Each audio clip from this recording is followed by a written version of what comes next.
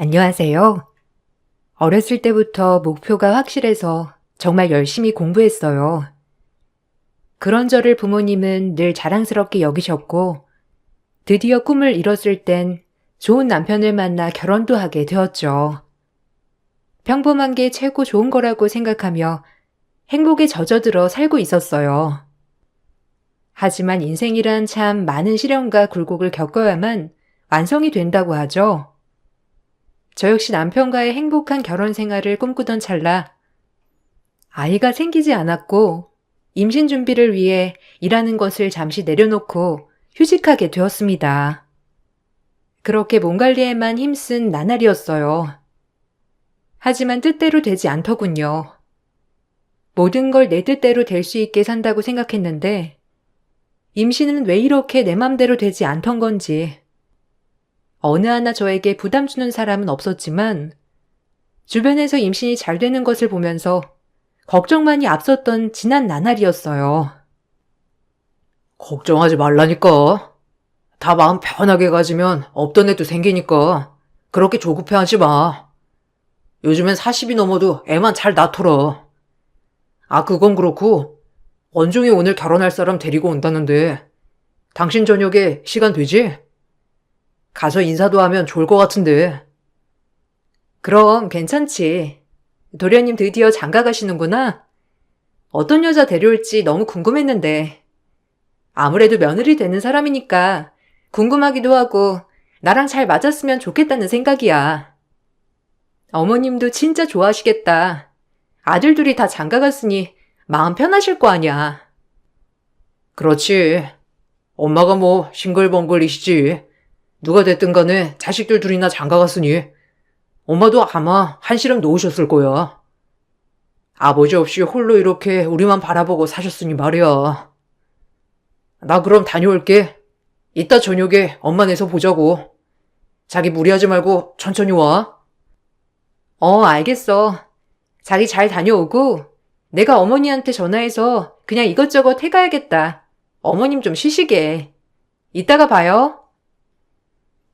한참 몸 관리를 하며 애쓰고 있던 그때 시동생이 결혼 준비를 하면서 결혼한 여자를 소개해준다고 하였고 저와 같은 며느리가 생기는 거라 저 역시도 기뻤어요. 이왕이면 코드도 잘 맞았으면 좋겠고 잘 지낼 수 있게 서글서글한 동서가 들어왔으면 좋겠다고 생각하며 이것저것 어머님이 좋아하는 먹을 것을 해가지고 오랜만에 시댁으로 제 발길을 향했습니다. 시댁으로 향하는 발걸음은 늘 가벼웠어요. 시어머니는 항상 좋은 말씀을 많이 해주시는 따뜻한 분이었거든요. 그리고 곧 도련님이 데리고 온 동서를 마주했는데 인상도 서글서글하니 딱 마음에 들더라고요. 하지만 인상만 좋았지 동서는 알면 알수록 굉장히 별로인 인간이었어요. 사람을 판단함에 있어서 누구에게나 기준은 있겠지만 제 기준 최악이더라고요. 어머, 도련님, 이제 오시나 봐요? 저도 이제 막 들어가는 길인데. 아, 오늘 소개해 주실 분이구나. 안녕하세요. 너무 미인이시다. 우리 도련님 눈 엄청 높으셨구나. 추운데 여기 서 있지 말고 얼른 들어가요. 어머님도 기다리시겠어요. 아이고, 형수님. 뭘 또 이렇게 바리바리 싸우셨어요. 몸도 약하시면서. 제가 들어드릴게요. 자기야, 인사해. 우리 형수님. 아, 네, 안녕하세요. 앞으로 잘 부탁드려요. 한 집에서 살 건 아니지만 그래도 종종 마주칠 거니까 잘 지내는 게 좋겠죠? 아, 네, 그래요. 그래도 이렇게 밝으니까 너무 보기 좋네요. 역시 나이는 못 속인다니까. 얼른 같이 들어가 봐요. 어머님이 목이 빠져라 기다리고 계실 거예요. 도련님이랑 너무 잘 어울려가지고 보기 진짜 좋네요. 추우니까 얼른 들어가요, 우리. 이렇게 간략한 인사를 마치고 남편과 어머님네로 들어갔어요. 어머님은 참 좋으신 분이었죠. 저와 동서를 번갈아 보더니 너무 좋으시다며 말씀을 하셨고 그렇게 화기애애하게 저녁 자리는 이어졌어요. 동서는 뒤늦게 머리가 튀어서 대학을 늦게 갔고 의대를 들어갔다고 하더라고요. 그래서 이제 의사 국가고시 면허시험만 남겨두고 있다고 했어요. 사실 저도 의사로 일하고 있다가 난임휴직을 들어간 것이기 때문에 너무 반갑더라고요. 그래도 제가 의사 선배라고 했을 때 동서가 부담을 느낄까 따로 이야기하진 않았고 나중에 천천히 알게 되면 알 수 있겠지라는 막연한 생각을 하게 되었죠. 하지만 동서는 생각한 거랑 너무 다른 여자였어요. 밥을 다 먹고 설거지를 하고 있는 저에게 다가와 주부 생활은 어떻냐는 둥, 집에서 노는 게 제일 부럽다는 둥, 무시하는 발언을 일삼았습니다. 처음 보는 저한테 그렇게 얘기를 하니 어디에 맞장구를 쳐야 할지 정말 몰라서 의아해하고 있었어요. 아, 거기다 설거지 두고 갈래요? 제가 하면 되니까. 거실에 나가서 가족들이랑 과일도 좀 들으면서 얘기 좀 나눠요. 네, 그러려고요.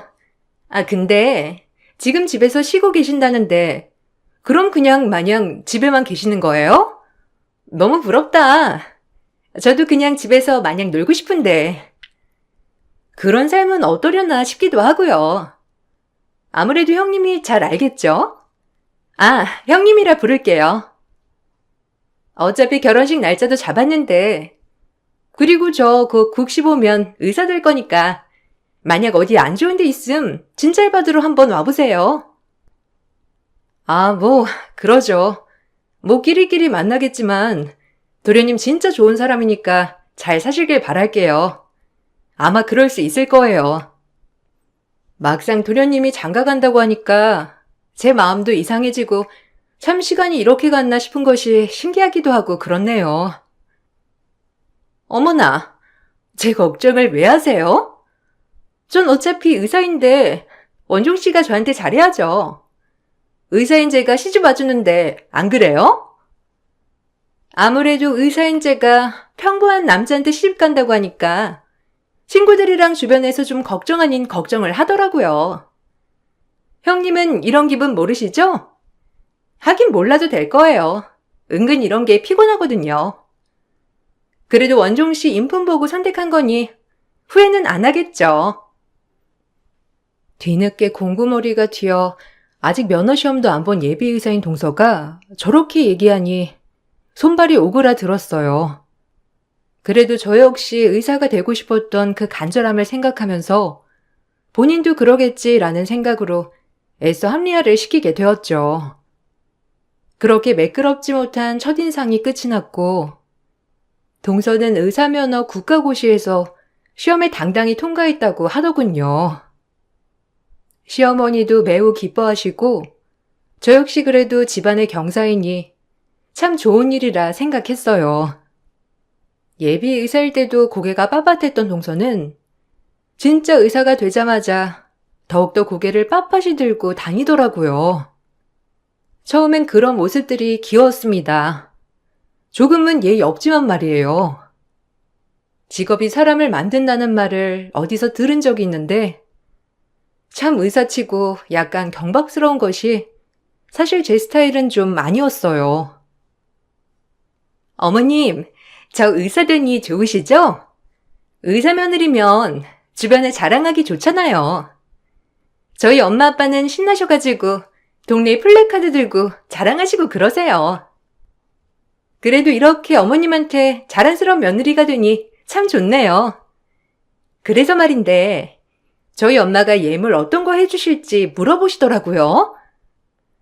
혹시 저 예물 해줄 거 생각해 보셨어요? 그래도 명색이 의사인데. 어? 원하는 거 따로 있니? 그래, 너 의사 면허도 합격하고 결혼도 하는데 원하는 거 해주마. 본 거 혹시 어떤 거야? 어머, 정말요? 역시 어머님은 이렇게 센스 넘치실 줄 알았다니까. 제가 이거 물방울 다이아부터 순금까지 세트로 되어 있는 걸로 알아봤거든요. 요걸로 해주시면 될 것 같아요. 그래도 저도 제가 원하는 걸 말씀드리는 게 나을 것 같아서 말이에요. 그래, 알겠어. 결혼 전에 맞추러 가자. 이제 곧 결혼인데 그래도 무리하지 않게 지내야겠어. 피로도가 몰리면 안 되잖니. 역시 어머님은 말이 통할 줄 알았다니까. 원종 씨가 딱 어머님 닮은 것이 센스가 만점인 거 있죠? 감사해요, 어머님. 근데 뭐 의사 며느리 보는 거니까 너무 그렇게 아까워하진 마세요. 그래도 의사 며느리에 비하면 그 정도는 약과잖아요. 옆에서 듣는데 요즘 젊은 친구들은 참 본인이 원하는 걸 잘 어필하는구나 라고 생각하면서 대단하다고 느꼈어요. 그리고 한편으론 조금 예의가 없다고도 느꼈죠. 어머님이 좋으신 분이고 애초에 싫은 소리를 안 하시는 분이기 때문에 그냥 그러려니 하고 넘어간 것 같았거든요.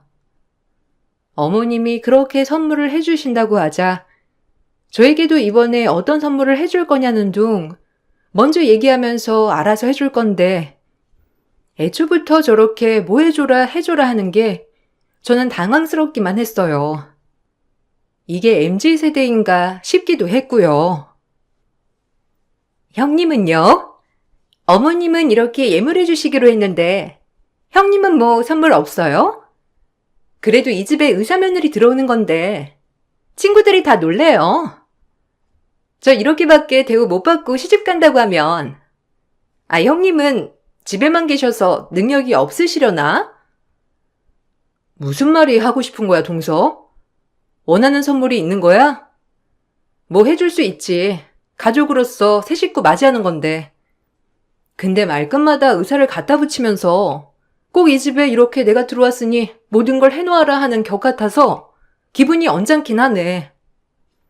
우리가 동서랑 나이 차이가 얼마인데 예의 좀 지켜줬으면 좋겠어. 혹시 내가 한 말이 기분 나쁘거나 한 건 아니지? 그냥 꼭 얘기하고 싶어서. 진짜 어이없네요. 어머님도 가만히 계시고 저랑 결혼할 원종 씨까지 가만히 있는데 왜 형님이 감나라 배나라 해요? 이래서 집에만 있는 사람이랑 답답해서 상종을 못한다니까. 뭘 알아야 상종을 하지. 꼰대력 웬열? 진짜 어이 창렬. 혹시 저 의사라고 무슨 자격지심 있는 건 아니죠? 진짜 그러면 대박인 건데. 형님 스타일 이제 좀 파악했네요. 진짜 어이 장렬. 아니, 난 그냥 동서가 그래도 예의는 지켰으면 좋겠기에 하는 얘기야. 그래도 앞으로 자주 봐야 할 사이인데 처음부터 삐걱거리면 피곤하잖아. 나도 동서한테 최선을 다할 테니까 동서도 이 집에 온 만큼 집안 어른들한테 예의 좀 갖춰줬으면 해.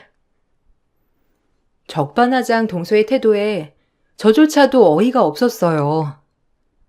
아무리 요즘 친구들은 본인이 하고 싶은 말을 죽어도 안 참는다곤 하지만 이렇게까지 앞뒤 구분 못해가며 얘기할 줄은 몰랐거든요. 앞날이 구말리 같은데 착잡하더라고요.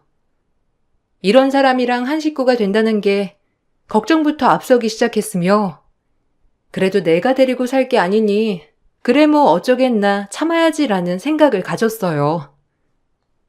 네가 좀 참아라. 뭐 나이도 어리고 이제서야 의사 돼가지고 그렇게 좋은가 보더라. 아무래도 학교도 늦게 가고 뒤늦게 이룬 꿈이잖니. 그저 원종이랑 사이좋게만을 바래야지. 뭐 우리가 데리고 살 것도 아니고 원종이가 데리고 살 건데. 그러게요. 제가 못 참고 말해버렸네요. 죄송해요, 어머님. 그래도 어머님한테도 그렇고 저한테도 너무 예의가 없는 것 같아서 제가 어머님 앞에서 실례를 저질렀어요. 이해해 주세요. 저도 이러고 싶지 않았는데 진짜로 요즘 들어 저도 참 예민했나 봐요. 아니야, 그럴 수 있지. 아직 소식 없는 거지? 그래도 너 마음 편한 게 최고니까 그냥 편한 마음 가지면서 살아. 애 없어도 잘만 사는 부부들 많더라. 조금 늦게 오는 거라고 생각해. 우리 생각 말고 너 생각만 해. 엄마 몸이 제일 중요하잖니. 감사해요, 어머님. 어머님이 항상 부담 주지 않으시려고 하는 거 잘 알아요. 그래서 저도 너무 감사하게 생각하고 있어요, 어머님. 어머님은 제 임신을 가지고 스트레스를 주지 않았어요. 오히려 애가 없어도 괜찮으니 저와 제 남편이 행복하기만을 바란다고 하시는 정말 좋으신 분이었습니다. 저 역시 어머님이 항상 이렇게 마음을 편하게 해주시니 사실상 걱정이 되면서도 한편으론 그래, 마음이 편한 게 최고지라는 생각을 가지며 오히려 안정감을 되찾기도 했어요. 유일하게 스트레스를 주기 시작한 게 동서가 되기 시작했죠. 그리고 얼마 안 있다 동서와 서방님은 결혼식을 올리게 되었고, 그래도 좋아하는 서방님 모습을 보니 본인들이 잘 알아서 헤쳐나갈 문제라고 그때까지만 해도 생각했어요. 그리고 정말 최선을 다해 축복해 주려고 했는데, 결혼식이 끝나고 신혼여행을 다녀온 동서네가 이제 왔다고 인사를 한다며 시댁에 들른다고 하길래 저와 남편도 출동했어요. 그래, 잘 다녀왔어?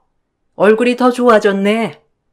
그래도 외국물이라 한국 음식 많이 먹고 싶었겠다. 얼른 와서 앉거라. 준비해놨어. 그래도 어머님, 선물부터 받으셔야죠. 여기 크림이랑 스카프, 그리고 카드 지갑이에요. 어머님 선물로 어떠세요?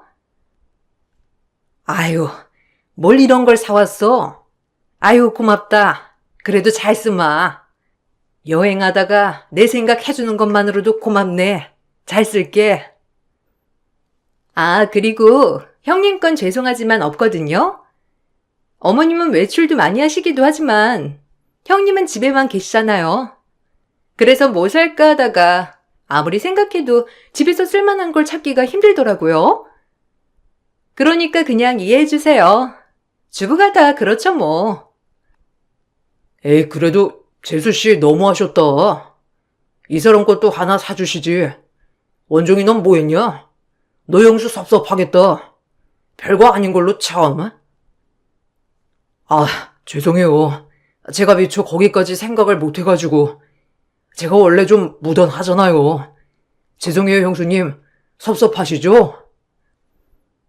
오히려 서방님과 남편이 조금 불편해하는 상황이 되었고, 저 역시도 민망하더군요. 그때 조금 싫은 소리 좀 했다고 이렇게 대놓고 유치하게 나오는구나 라고 생각하니 어처구니도 없고 진짜 꼰대같이 들리겠지만 어린 친구들이 다 그런가 하는 생각이 들면서 좀 화도 나더라고요. 그렇다고 내 선물 왜 안 사왔어? 라고 따질 수도 없는 노릇이었고 그냥 아무렇지 않은 척이 최선이었죠. 아니에요. 뭐 그럴 수 있죠. 여보, 왜 그래? 괜찮은데. 도련님, 아니지. 이제 서방님이라고 불러야겠죠? 신경 쓰지 마세요. 그래. 아, 그럼 이거 크림 큰애 쓸래? 난 우리 둘째한테 받은 걸로 치마. 크림도 많긴 해서. 큰애가 가져가. 어머, 어머님, 그건 아니죠. 형님이 나갈 데가 어딨다고. 어머님 쓰세요. 원래 나이 들수록 더 가꿔야 하거든요.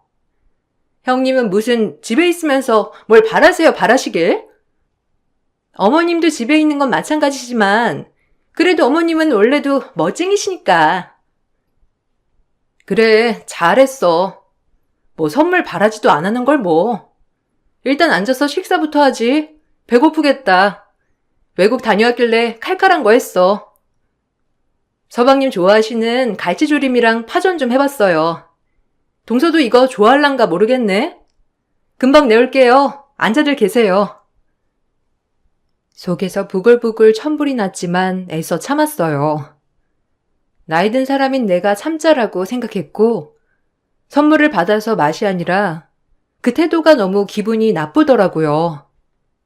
아싸리 넌 죄다 하는 이 심보 말이에요.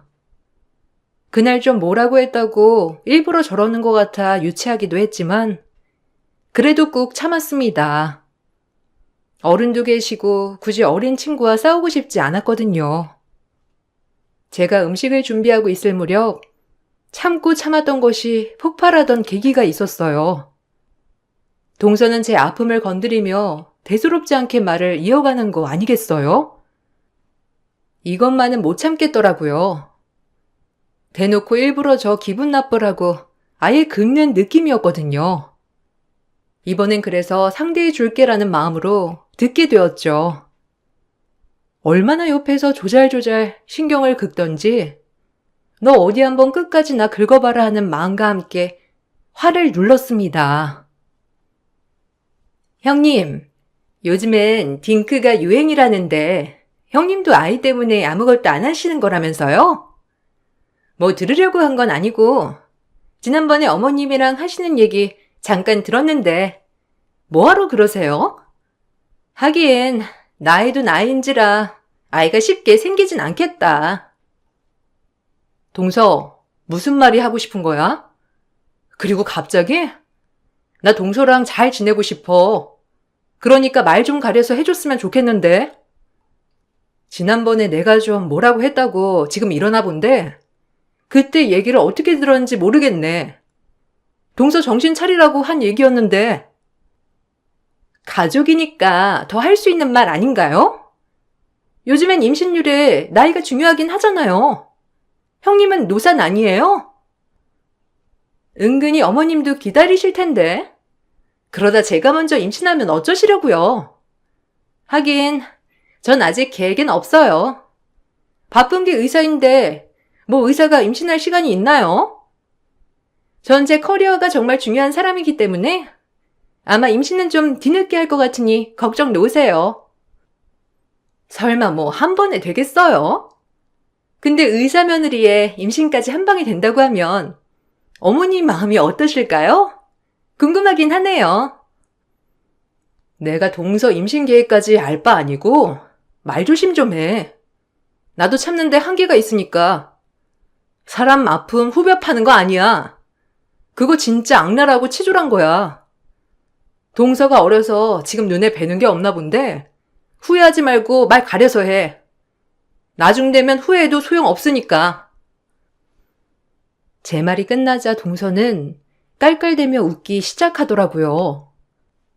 이것이 뭘 잘못 처먹었나 싶은 생각에 쳐다보니 계속 저를 툭툭 건드리며 신경을 긁으려고 작정한 것처럼 보이기 시작했어요. 내가 왜 어린 친구랑 이렇게까지 말다툼을 해야 하나 싶기도 하다가 진짜 어린 것 본때 한번 보여줘야 하나 싶기도 하면서 진짜 어이가 없었어요. 하지만 동서는 가관의 형태를 이어나갔죠. 형님, 저도 말 안 하려고 했는데 그 특유의 형님 고상한 척 말하는 거 얼마나 듣기 거북한 줄 아세요? 저도 많이 참은 거예요. 우와 떠는 그 모습. 아니 집에서 놀면서 주부나 하는 주제에 뭘 그렇게 잘났다고 매번 고상을 떠는 거예요? 저 같은 의사도 그렇게 고상 안 떠는데. 그리고 아주버님이 벌어놓은 돈으로 풍족하게 집에서 노시는 분이 사회생활하는 사람 마음을 잘 알겠어요? 그러니까 저한테 충고하시려거든 본인 앞가림부터 잘하시면서 충고 좀 하세요. 저 기분 나쁘게 하면 가만 안 둘 거니까. 제가 그날 형님이 뭐라고 한 뒤로 잠을 못 자요. 알아요? 도대체 본인이 뭐가 잘났길래 나보고 왈가왈부하는지. 뭐라고? 너 말 다 했니? 이게 어디서 앞뒤 구분 못하고 머리에 피도 안 마른 게 또박또박 말대답이야? 진짜 별? 머리에 똥 만들어서는 의사면허 타이틀 하나 있다고 세상이 다 네 거 같니? 너 가정교육 그따위로밖에 못 배웠어? 어쩜 그렇게 뇌에서 거치지도 않고 말이 나올 수가 있어? 진짜 너 같은 애가 의사한다니까 의사 자질이 의심스럽다 정말. 환자들이 불쌍해. 저 이제 곧 대형병원 인턴으로 가게 됐어요. 소화기내과로 말이에요. 한국에서 그 병원 모르는 사람은 없겠죠? 일단 소화기내과부터 돌긴 할 건데 산부인과도 돌아야 하니까 형님 난임에 관련해서 산부인과 진료보시거든 제가 예약해드릴 수 있거든요. 뭐 언제든 말씀하시고요. 내게 잘 보여야 형님 신상에 문제 없어요. 그러니까 좀 앞뒤 구분하면서 얘기했으면 좋겠네요. 알겠죠, 형님? 충고입니다. 그리고 앞으로 저한테 훈계 절대 하지 마세요. 아셨어요? 갓 들어온 의사동서가 자기한테 평생 잘 보이라며 으스대는데 진짜 웃음이 터져 버렸죠. 그리고 그 병원 소화기내과라니 참 세상도 좁고 내 이걸 어떡할까라는 생각을 하면서 드디어 콧대를 눌러줘야 할 타이밍이 왔다고 생각이 들었습니다. 전 동서의 말이 끝나자마자 고무장갑을 내팽개치고 즉시 동서 등짝을 있는 힘껏 갈겼어요. 그리곤 한마디 해버렸죠.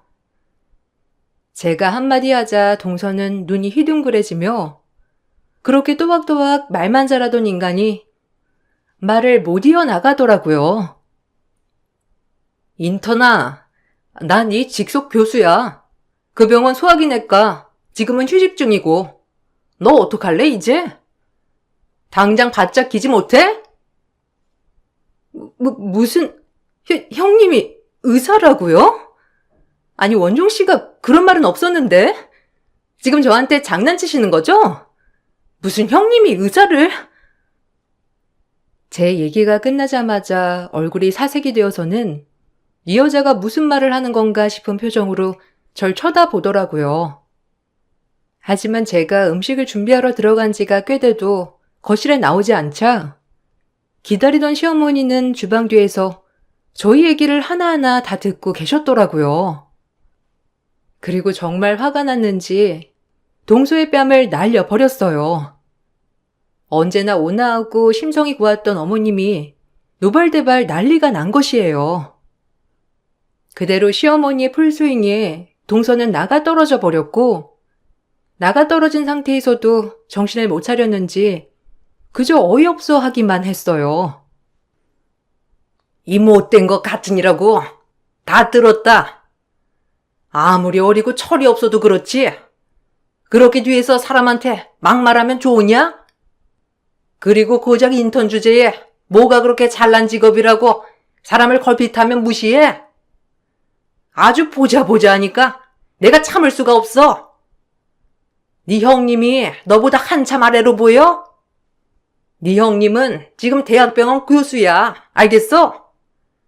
지금 잠깐 쉬고 있는 사람한테 주부가 어떻고 저쩌고 지는 인턴이고 어떻고 평생 잘 보여? 나 너 같은 며느리 둔 적 없으니까 당장 나가라. 아주 꼴도 보기 싫어. 어머니, 어떻게 제 뺨을... 아니, 그게 아니라 저는 형님이 집에서 그냥 주부로 지내신다길래 당연히 저희과 교수님이신 것도 몰랐고요. 형님, 진작에 말씀 좀 해주시지. 이게 어떻게 된 거예요? 갑자기 저도 당황스럽네요. 그리고 애초에 왜 말씀을 안 하신 건지, 아니 정말 오해해요. 제가 정말 교수님한테 이럴 리가 없잖아요. 저도 속은 기분이에요. 왜? 동수한텐 주부든 교수든 뭐가 상관이 크게 있나? 어머님 말 하나도 틀린 거 없지. 어머님이 뺨을 올려다 붙이지 않았으면 아마 내가 올려다 붙였을 거야. 무식한 게.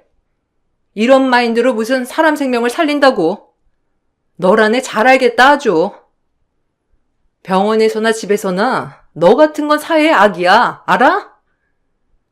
인간이 의사가 되기 전에 인간부터 되어야지. 뭐가 그렇게 잘났다고. 제가 말을 마치자 동서는 저한테 패기 있게 대들던 모습은 온데간데 없고 무릎을 꿇고 싹싹 빌며 저에게 빌었어요. 아마도 본인이 처음으로 돌과의 교수라고 하니 이런저런 신경이 쓰였던 거겠죠. 동서가 무릎을 꿇고 있자 서방님이며 남편이며 하나둘 주방으로 몰려들었고 어머님은 이런애 며느리로 맞이할 수 없다며 서방님에게 큰 소리를 치셨습니다. 서방님 표정 또한 동서에게 정이 다 털린 눈빛이더군요. 아마도 연애 때부터 그렇게 계속 의사지위를 앞세우며 피곤하게 한 모양이더라고요. 나 이런 애 며느리로 못 받아들인다. 애초에 혼인신고도 안 했고 결혼식만 올린 거니 다 취소해. 어떻게 이런 애가 우리 집에 들어와서 물을 흐려? 내 처음부터 마음에 썩 들진 않았지만 너희들 잘 사는 것만 생각해서 허락한 결혼인데 이젠 더 이상 못 참아. 원종이 너 선택해. 얘랑 계속해서 살 거면 너도 이 집에서 들락날락 거리지 마라. 다 똑같은 인간들 같아 보이니까. 형님, 아니, 교수님, 죄송해요. 아무리 인턴이 여러 과를 돈다지만, 그래도 수학인 내과 가면 교수님은 언제든 볼 수 있을 건데, 왜 말씀 안 하셨어요? 네? 진작 말씀하셨으면 이런 일도 없었을 텐데. 정말 죄송해요. 한 번만 봐주시면 안 될까요? 내가 널? 왜? 아까처럼 직거를 보시지. 너 레지할 때 다른 과 선택해도 나 안 만날 것 같지? 내가 그과 교수한테 다 말할 거야. 아무리 시험도 중요하다지만 인성이 바닥인 네가 네 동료들 중에서 잘 나갈 수 있을까? 아마 거기서 평생 머무르겠지. 너 진짜 사람 잘못 건드렸어. 의사가 뭘 그렇게 대수라고 모가지에 힘만 빳빳이 들어가고 사람을 그렇게 홀대해? 진짜 실망이다. 내가 결국 이럴 줄 알았지. 착한 형수님이랑 엄마가 이럴 정도면 너 도대체 어떻게 했다는 거야? 나도 너 의사라고 빳빳이 구는 거 진짜 참는데 한계였어. 그래, 이왕 이렇게 된 거 다 끝내자 그냥. 난 우리 식구 무시하는 인간이랑 못 사니까 그런 줄 알아. 어차피 혼인신고도 안 했는데 뭐. 대신 집이며 혼수며 다 네가 기책사유니 소송할 거야. 조용히 끝내고 싶으면 몸만 나가. 엄마가 해준 예물 싹 다 두고 나갈 준비하고. 형수님, 정말 죄송합니다. 제가 사람 보는 눈이 없었어요. 서방님까지 파혼을 하겠다고 하자 동서는 이러지도 저러지도 못했어요. 결국은 주저앉고 엉엉 울기 시작했습니다. 의사랍시고 이 집에서 대우받으려고 그렇게 안간힘을 힘을 썼는데 결국 그 못된 마음심보가 본인만 힘들게 한 꼴이 되었던 거죠. 시어머니는 울더라도 나가서 울으라며 으름장을 놓고 내쫓으셨어요. 그대로 동서는 벗은 발로 쫓겨나게 되었고 모든 식구들이 절 위로했어요. 재수없게 이 집에서 눈물바람이야. 당장 나가서 울던지 마음대로 해. 아님 네 집으로 가던지. 예, 여기다가 소금 뿌려라. 당신 괜찮아? 진짜 어떻게 저런 여자를 우리 집에? 하여튼 이번에 아주 잘 됐어. 의사랍시고 주제도 모르고 설쳐대는 거 눈꼴 시렸는데 그래도 이번 기회에 온종이한텐 좀 그렇지만 저런 여자랑 평생 사느니 애초에 끝내는 게 나은 것 같기도 해. 그러게나 말이다. 나도 저런 며느리 볼 바엔 그냥 안 보고 말지. 원종이 마음 상했을 수도 있지만 엄마는 그래. 아니요, 절대 안 그래요. 연애할 때부터 좀 문제가 있었는데 그냥 참고 괜찮아지겠지 했던 것이 이렇게까지 일을 키운 것 같네요. 저 괜찮으니까 형수님 마음이나 많이 달래주세요. 저도 저런 여자인 줄은 오늘에서야 정말 깨닫게 된 거거든요. 참나. 시어머니는 그럼에도 불구하고 화가 안 가라앉으셨는지 큰 굵은 소금을 가져와서 동서한테 뿌려대기 시작했어요. 놀란 동서는 그렇게 쫓겨났고 전 휴직해서 다시 병원으로 복직을 했어요. 그리고 병원에서 동서를 만나게 되었는데 제 얼굴을 보니 엄청 사색이 되어 쳐다도 보지 못하는 꼴을 보니 인간 참 치졸하다는 생각이 들었어요. 그리고 서방님과 동서는 결혼하자마자 파혼을 한 것이기 때문에 재산 부분에 있어서 소송이 들어갔습니다. 다행히 동서는 거의 의사랍시고 맨몸뚱이로 온 것이어서 가져갈 재산은 없었고요. 혼인신고도 되어 있지 않고 결혼식 후 며칠밖에 되지 않았기 때문에 재산 분할 또한 어림없었어요. 저희 집과의 인연은 이렇게 끝이 났답니다. 하지만 파혼 사유는 무조건 동서 탓이었기 때문에 서방님에게 정신적 위자료를 주어야 하는 것도 동서였어요. 결국 동서의 최후였습니다. 중간에 교수실에 와서 저에게 미안하다고 사과를 했지만 혹시나 제가 본인 앞길을 막을까봐 하는 진정한 사과는 아닌 것 같아 돌려보냈어요. 여태까지 제가 본 모습 중에 제일 후지더군요. 교수님, 정말 죄송해요. 제가 그러려고 그런 건 아닌데 그냥 저도 모르게 의사가 돼서 너무 좋았나 봐요. 그러니까 저 한 번만 봐주시면 안 돼요? 혹시라도 병원에서 누가 알까 봐요. 제발 저 반성하고 살 테니까 한 번만 너그럽게 봐주셨으면 해요. 내가 왜 그래야 하지? 이런 모습 보니까 진짜 후지구나, 너. 인턴 나부랭이가 어디서 의사 행세하면서 깝죽거리길. 지금이라도 모든 거 내려놓고 나가. 난 여기서 네 얼굴 보면서 일할 자신이 없다. 너도 그렇지 않니? 아니, 난 괜찮아도 네가 괜찮겠어? 아무리 병원이 크다지만 언젠간 계속 마주칠 텐데. 그러니 애초에 인성관리 좀 잘하지 그랬니? 너 이러는 거 우습다. 제 말에 아무 대꾸도 못하는 꼴을 보니 정말 이런 애한테 내가 휘둘렸다는 게 웃음이 났어요. 그리고 전 동서 스트레스가 없어져서 그런지 그렇게 바라고 바라던 임신이 되었고 무사히 출산휴가 갈 때까지 일을 할 수 있었어요. 그 무식한 동서는 제가 아무 말도 하지 않았지만 병원에서 저를 볼 때마다 찔리고 사람들이 수근수근 거리기만 해도 본인이 움찔하더니 결국엔 사직서를 내고 일을 그만두었답니다.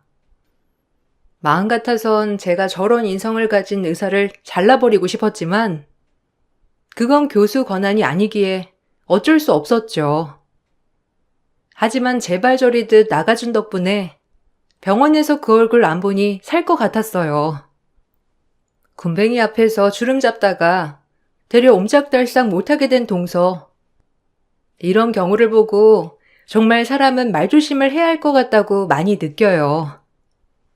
그래서 앞으로도 그렇고 평생을 겸손하게 살아야겠다고 또 한 번 다짐하게 됐답니다. 지금은 아이가 이제 막 말문이 트여서 얼마나 귀엽고 예쁜지 몰라요. 요즘 하루하루 아이 재롱 보는 재미에 살고 있는데 아이가 낮잠 자는 틈을 타 이 글을 썼어요. 여러분들 제 글 읽어주셔서 감사드립니다. 그럼 전 이만 또다시 남은 휴가를 하러 가야겠어요. 좋은 하루 보내세요. 안녕하세요. 저는 나이 60에 중대한 결정 앞에 서 있는 한 아들의 엄마입니다. 지금 현재 어떠한 결정도 내릴 수 없는 상태로 많은 갈등과 고민을 하고 있는 상황이다 보니 여러분들의 의견이 절실하게 필요합니다. 제가 올바른 선택을 할 수 있었으면 좋겠어요. 여기에 사연을 신청하게 된 이유는 아들과 며느리의 관계 때문인데요. 둘은 10년째 결혼 생활을 유지하고 있는 중이고 그중 5년은 불행하게도 아들 옆에서 병간호를 하는데 소중한 인생을 보냈습니다. 희망도 없는 아들 옆에 붙어 있는데 더 이상은 두 눈 뜨고 볼 수 없겠더라고요. 그러다 병원에서 한바탕 난리가 난 적이 있었어요. 사돈분들이 며느리를 급하게 불렀고 병실에서 아들을 돌보고 있던 제 귀에까지 사부인의 언성 높인 목소리를 듣던 도중 결국 제 두 눈에는 눈물이 흐르고 말았네요. 엄마도 더 이상 못 참겠다. 5년이나 기다렸으면 됐잖아. 아무리 사랑했던 사이라 해도 이건 아니라고 생각한다. 언제 깨어날지도 모를 식물인간 상태에서 조금의 희망이라도 있으면 내가 이런 말도 안 하지. 5년이나 지금이나 달라진 건 전혀 없잖아.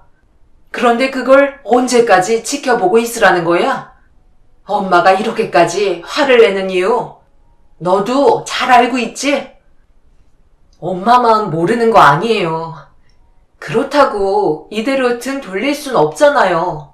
저 사람이랑 함께한 세월이 있는데 어떻게 그래요? 만약 아빠가 식물인간 상태이면 엄마가 말씀하신 것처럼 인연 끊고 살 수 있으시겠어요? 그렇게 못하시잖아요. 제발 여기에서까지 이러지 마세요. 병실 안에 시어머니 계신다고요. 엄마 마음 이해 못하는 거 아니에요. 한 서방 믿고 기다려주세요. 분명 좋아질 거예요. 사부인은 점점 더 목소리를 높이며 제 아들과의 인연을 마무리하길 원하셨어요. 저는 차마 병실 밖으로 나와 사부인의 얼굴을 마주할 용기가 없었어요. 며느리의 인생을 저희 집안이 한순간에 무너뜨려 버린 것 같아 매번 죄를 짓는 느낌이었죠. 며느리는 겉으로 내색을 하지 않고 있지만 정신적으로 많이 힘들어하고 있는 건 확실했어요. 5년 전까지만 해도 이렇게까지 안 좋은 상황으로 아들과 며느리가 몰락하게 될 거라곤 전혀 생각하지 못했었습니다. 결혼하고 5년 동안 가정을 위해 열심히 살던 아들이 황금 같은 주말에 며느리와 함께 여행하고 집으로 돌아가던 도중 교통사고가 났었어요. 그때 당시 중앙선을 침범해 넘어온 차량을 목격한 아들은 며느리를 지켜주기 위해 운전대를 자신 쪽으로 틀면서 돌진하는 차량에 아들과 정면 충돌이 일어났어요. 그렇게 며느리는 겨우 타박상 정도로 끝이 나게 되었지만 아들의 사고는 심각했었어요. 급하게 응급실로 향한 아들은 곧바로 수술대에 올라갔지만 머리를 크게 다친 상태라 대수술이 끝난 이후에 좋은 결과는 가져오지 못했어요. 결국 식물인간이라는 판정을 받게 되었고 아들은 병실에서 조금도 움직이지 못한 상태로 5년의 시간을 보내야만 했어요. 그러다 보니 사돈댁에서 좋지 않은 시선은 당연했던 거였죠.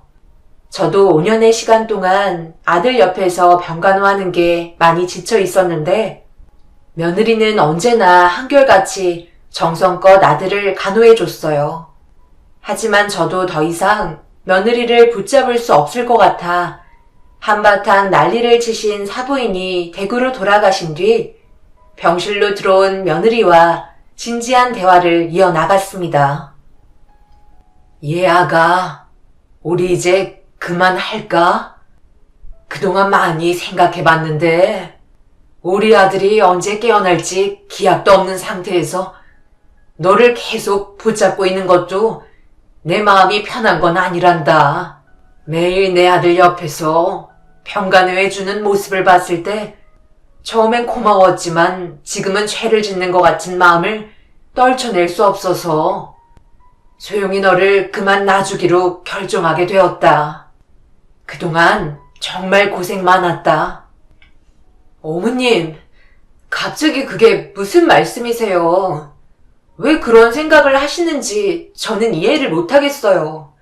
그런 생각 전혀 안 하셔도 되는데 혹시 좀 전에 저희 엄마랑 나눴던 대화를 들으셨나요? 그건 전혀 신경 쓰지 않으셔도 돼요. 엄마가 딸 걱정하는 건 당연하잖아요. 그래서 여기까지 하자는 거야. 앞으로 더 힘든 날들이 다가올 텐데 소중한 인생 더 이상 허비하지 말고 여기서 그만하는 게 좋겠다. 어머님, 제가 왜 이 사람 옆에 있는데요? 사랑하니까 지켜주려 하는 거잖아요. 사고 당했을 당시 저를 지켜주지 않았다면 지금 저는 이 자리에 없었을지도 몰라요. 그런데 제가 어떻게 이 사람을 떠날 수 있겠어요? 다시는 이런 말씀 하지 않으셨으면 좋겠어요.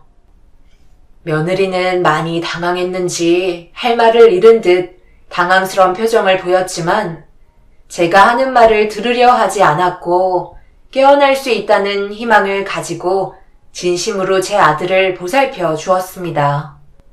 하지만 문제는 사부인의 불만이었고 결국 며느리가 없는 시간에 찾아왔어요. 무슨 말을 하실지 알고 있었지만 며느리의 확고한 대답 때문에 저는 사부인의 말을 묵묵히 들어주기만 했네요. 사돈, 제가 직접적으로 이렇게 찾아와서 말을 해야 돼요? 1, 2년도 아니고 5년입니다. 그동안 제 딸이 얼마나 힘들었는지 알고 계시잖아요. 언제 깨어날지도 모르는 상태에서 이대로 제 딸이 평간호만 하면서 젊은 인생을 그냥 날려버리는데 제 마음이 어떻겠어요? 하루도 편했던 적이 없을 만큼 정신적으로 너무 힘이 든 상태입니다. 그만 제 딸 좀 놔주세요. 그렇잖아도 여기까지 하자고 얘기했었는데 소영이가 절대 제 아들 곁에서 떨어지지 않겠다며 제 말을 들으려 하지 않더라고요. 사부인 마음 충분히 이해하고 있어요. 제가 사부인 입장이었다면 저 또한 똑같이 행동했을 겁니다. 그래서 소영이를 보내주려 했는데 제 아들과 떨어지기 힘들어하는 것 같더라고요. 정말 죄송합니다. 어쩌다가 이런 일이 생겨서 아무런 희망도 없이 제 아들이 깨어날 때까지 기다리고만 있는 소영이한테 저도 너무 미안하네요. 최대한 설득시켜서 꼭 돌려보내겠습니다. 오죽했으면 찾아왔겠어요. 제가 지금 얼마나 답답한지 사돈은 이해하시죠? 한서방이 소영이를 지켜주기 위해 돌진하는 차량을 자신 쪽으로 틀었다는 건 저도 정말 고맙게 생각하고 있어요. 하지만 지금 이런 상황을 한서방이 원하는 걸까요? 몸은 움직일 수 없지만 식물인간은 두 귀가 열려 있다고 하던데 그럼 저희가 나누는 대화도 듣고 있겠죠. 분명 소영이가 행복하게 잘 사는 모습을 한서방도 바랄 겁니다. 자기 옆에서 평간호 해주는 건 원하지 않을 거라고요. 올해는 무조건 정리해줬으면 좋겠네요. 둘 중 하나는 정상적인 삶을 살아야 하지 않겠어요?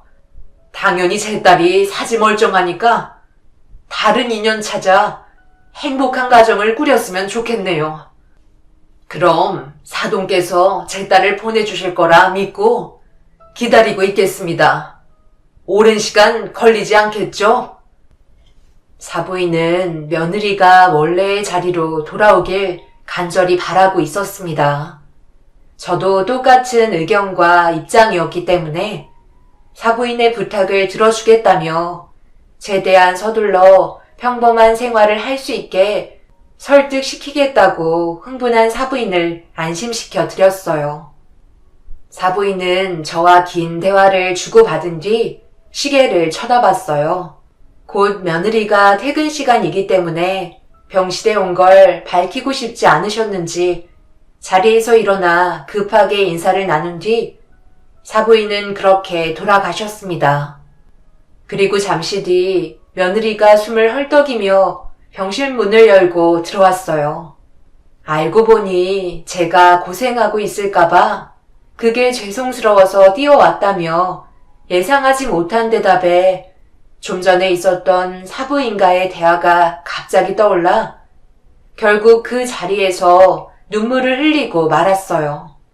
아들만 정상이었다면 며느리는 정말 행복하게 잘 살아갈 수 있었을 텐데 그런 상황을 만들어주지 못한 제 자신이 너무 한심했었습니다.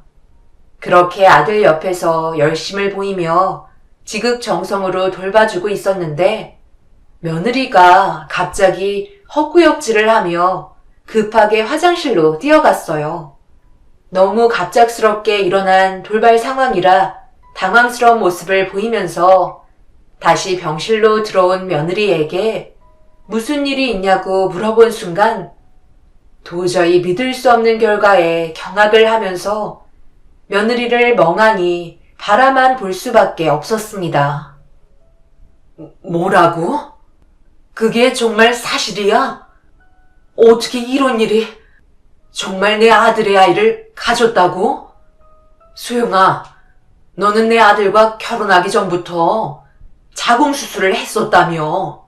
그래서 아이를 가지지 못하는 상황 아니었어? 그런데 갑자기 내 아들의 아이를 가졌다는 말을 하니 내가 얼마나 당황스럽겠어. 방금 한 행동이 입덧이었다니 정말 믿기지가 않는구나. 지금 꿈을 꾸고 있는 게 아니지? 네, 사실이에요. 이 사람의 아이를 임신한 상태예요. 산부인과에서 예전에 자궁이 2개라 계속해서 몸에 불균형이 오길래 한 개를 절제해야만 했어요. 아무래도 정상적이지 못했던 몸이라서 생성이 되는 난자의 상태도 남들과 달랐기 때문에 임신이 안 될 가능성이 높다고 했었어요. 그런데 몇 달 전에 남편이 혹시 모를 일을 대비해 예전에 냉동정자를 보관해 둔 적이 있었는데 그 기간이 최대 15년밖에 안 된다고 하길래 저도 나이가 있고 이 사람 아이를 현재 가질 수 없는 상태이다 보니 어차피 나중에 버려지게 될 바엔 시도라도 해보는 게 좋을 것 같아 어머님께는 비밀로 하고 아이를 가지기 위해 냉동 보관된 정자로 임신을 시도하게 되었던 거예요. 그런데 제 몸도 온전치 않은 상태라 임신을 해도 유산될 확률이 높다는 의사의 말에 어머님께는 임신 상태에서도 말씀드리지 못하고 있었는데 입덧이 너무 심해서 결국 임신 사실을 알려드릴 수밖에 없었네요. 자궁이 2개였다니 말도 안 돼. 정말 이런 경우도 다 있는 거야? 그런데 앞으로 어떻게 하려고 혼자서 이런 중요한 문제를 결정한 거야? 보다시피 내 아들은 일어나지 못하는 상태인 걸 알면서 상황을 더 힘들게 만들면 어떡하니? 왜 그렇게 생각하세요? 저는 어머님과 반대되는 생각을 가지고 임신을 시도한 건데요. 제가 이 사람 아이를 가졌다는 사실을 듣게 되면 어떻게 해서든 일어나려고 노력할 거라는 걸 저는 믿고 있어요. 그래서 이런 결정을 내린 거예요. 다행히 지금까지 큰 문제 없이 뱃속의 아이는 잘 자라고 있는 것 같아요. 제가 내린 결정, 어머님은 존중해 주셔야죠. 임신을 했어도 기뻐하지 못하는 내가 얼마나 답답한지 아니? 당연히 좋아해야 할 일이지만 사부인이 이 사실을 아시게 되면 분명 난리가 날 텐데 상황을 어떻게 수습해야 할지 걱정만 앞서는구나. 그리고 어렵게 임신이 된 상태인데 집에 들어가서 쉬어야지. 힘들게 병원에서 계속 내 아들 병수발 들다가 유산이라도 하면 어쩌려고 그래. 오늘부터 내가 전적으로 아들 평간호에 신경 쓸 테니 소영이 너는 몸 관리에 신경 쓰고 행동 하나하나 조심하도록 해라. 어차피 이렇게 된 거 뱃속의 아이가 무사해야 되지 않겠니? 며느리는 제 아들의 아이를 원했었고 결국 돌발 행동을 하게 되면서 이미 엎질러진 물이라 현실을 받아들여야만 했기에 사부인이 뒤늦게 알게 되는 것보다 하루라도 빨리 사부인께서도 마음의 준비를 하시는 게 좋을 것 같아 제가 먼저 연락을 드렸고 단둘이 진지한 대화를 나누기 위해 약속 장소에서 사부인의 얼굴을 다시 마주했습니다. 표정은 좋지 않았지만 그래도 모든 걸 털어놔야만 해서 며느리가 제 아들의 아이를 임신했다며 어떤 상황이었는지 침착하게 설명을 하기 시작했습니다. 뭐라고요? 그래서 정말 임신이 가능했다는 말이에요? 그런데 이런 중요한 일을 양가 어른에게 한마디 상의도 없이 결정을 지을 수 있는지 너무 당황스럽네요. 한서방이 저렇게 누워있는 상태에서 앞으로 더 안 좋아지기만 할 텐데 이런 결정을 내렸다고 한서방이 일어날 수 있겠어요? 제가 하도 정리하라고 얘기하니까 소영이가 이런 행동을 한 것 같은데 이제 와서 난리를 쳐봤자 뭐 하겠어요. 그렇다고 달라질 것도 없잖아요. 일단 소영이 몸 상태가 우선이잖아요. 사부인도 많이 당황스러워했지만 생각보다 침착한 반응을 보여줘 놀라울 뿐이었어요. 그래도 임신했다는 거에 더 큰 중점을 두시는 것 같아 보였습니다. 다행히도 큰 문제 없이 대화를 잘 풀어나갈 수 있게 돼서 어느 정도 안심하고 있었는데 병원에서 갑자기 급한 전화가 오게 되었고 저와 사부인은 서둘러 병원으로 향했습니다. 아들에게 문제가 생겨버린 상태였죠. 그렇게 병원에 도착해 갑작스럽게 닥친 상황에 대해 설명을 듣고 있는데 말도 안 되는 진단 결과에 그 자리에서 털썩 주저앉고 말았습니다. 그래도 날이 가면 갈수록 좋아질 거라 생각했던 아들의 몸 상태는 점점 더 악화만 되어 가고 있었고 5년 전 뇌 수술을 받았던 자리에 약간의 문제가 생겼는지 식물인간과 뇌사 상태의 중간 상황에 놓여 있었고 그동안 아들이 오래 버텨왔었지만 어쩔 수 없이 마음의 정리를 해야 할 것 같다는 의사의 말에 결국 오열을 하고 말았습니다. 확실하게 뇌사 판정이 내려지면 길어야 한 달이라고 마음의 준비를 하라는데 이 사실을 어떻게 며느리에게 전달해줘야 할지 몰라 걱정부터 앞섰습니다. 임신을 결정한 이유도 아들이 이런 상황을 듣고 하루빨리 힘내서 일어나길 원하는 마음에 시도한 거였는데 오히려 더욱더 안 좋은 쪽으로만 가고 있는 것 같아 정신적으로 너무 힘이 들었어요. 결국 퇴근하고 병실에 들어온 며느리는 주저앉아 있는 저를 보곤 대충 어떤 상황인지 짐작하고 있는 것 같았습니다. 자신의 배를 쓰다듬으면서 눈물을 흘리고 있었어요. 그런데 금방 세상을 떠날 거라 생각했던 아들이 10달 뒤 세상에 태어날 아이가 무사히 밖으로 나왔다는 소식을 듣고 싶었는지 뇌사 상태에 빠지지 않고 최대한 버티고 있는 듯 보였습니다. 의사가 말해주었던 아들의 몸 상태와는 전혀 다른 모습에 며느리는 오열을 하며 제 아들의 손을 꽉 잡고 있었네요. 그렇게 시간이 지나고 만삭이 된 며느리는 출산 준비를 하기 시작했어요. 그동안 몇 번이나 아들에게 위기가 찾아왔지만 끝까지 버티며 뇌사 상태에 빠지지 않았어요. 그런 모습을 지켜보던 며느리도 아이가 무사히 세상 밖으로 나올 수 있게 최선을 다해 몸에 신경을 썼습니다. 그리고 예상했던 날짜에 신기하게도 며느리는 진통을 느끼기 시작했고 그때부터 출산 준비를 하기 시작했어요. 자궁이 2개였던 며느리의 몸 상태를 꾸준하게 관찰하며 지켜봤었기 때문에 병원에서도 이목이 집중될 정도로 많은 사람들의 관심 대상이었습니다. 그렇게 온 병동이 초비상 상태로 며느리의 출산을 지켜보게 되었고 세상 밖으로 나온 손자의 얼굴을 처음으로 보게 된 순간 저는 그 자리에서 오열을 하고 말았어요. 어디 하나 문제없이 건강하게 출산을 했지만 제가 10달 배 아파 낳았던 아들의 모습과 너무 비슷해서 놀랐습니다.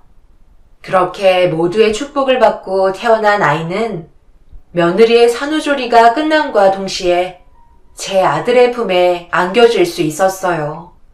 자신의 아이를 안아볼 수 있었다는 거에 만족했는지 오랜 기간 버텨온 아들은 결국 몸에 이상 반응이 오게 되면서 뇌사 판정을 받게 되었습니다. 그런데 문제는 저에게 또 다른 아픔을 주게 되는 결정을 내려야만 하는 순간이 찾아왔네요. 일단 뇌간을 비롯한 뇌 전체의 기능이 중지되어 있는 상태로 자발 호흡이 불가능하고 의식 회복 가능성도 나타나지 않아 뇌사 판정위원회 소집 결과 만장일치로 뇌사 판정이 내려졌습니다. 이제 정말 아드님을 떠나보내셔야 되는 준비를 하셔야 되지만 아드님 생의 마지막 숨이 다른 이들의 새로운 시작이 될 수도 있습니다. 전혀 강요는 아니고 부담 갖지 않으셔도 됩니다. 세상을 떠나기 전에 아드님의 소중한 일부가 다른 환자들에게는 절박하고 다시 시작할 수 있는 희망이거든요. 하지만 많은 분들께서 기증을 꺼려 하시는 게 현실입니다. 자신이 사랑하는 사람의 신체의 일부가 훼손되기 때문에 심리적으로 저항감이 생기는 건 당연합니다. 하지만 많은 환자분들이 아드님의 도움을 간절히 기다리고 있습니다.